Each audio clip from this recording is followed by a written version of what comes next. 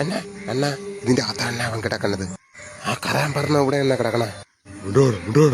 ആ വാളിഞ്ഞിട്ട് ഇനിയവൻ വാ തുറക്കല്ലോ. പിന്നെ മാന്യമായി ജോലി ചെയ്യുന്നവരെ അവൻ സമ്മതിക്കില്ല ജീവിക്കാൻ.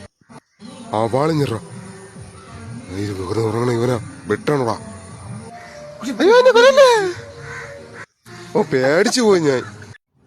മത്തായി എനിക്കിപ്പോ ഉറക്കം വരുന്നില്ലടാ. കണ്ണടക്കിയപ്പോ അവന്മാരെ ഓർമ്മയാണ് എനിക്ക് പറഞ്ഞത്. ഞാൻ എന്തിനാണ് എന്തോ മൂത്ത് പോളിസിനെ വിളിച്ച് പറയണ്ടായിരുന്നു. എത്ര ദിവസം ഞാൻ ഉറങ്ങിട്ട്. അണ്ണന് കഴപ്പുള്ളണ്ടല്ലോ അണ്ണാ.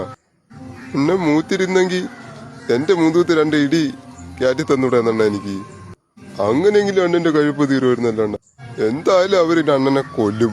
ഇന്നലെ മുനീറിന്റെ കൂട്ടുകാരുടെ അടുത്ത് വിളിച്ചു ചോദിച്ചു. അവൻ പള്ളു വിളിച്ചോണ്ട് എന്നെ. ആ അലിയാരായിരുന്നു അണ്ണനെ കൊല്ലുമെന്നാണ് അവര് പറയണത്.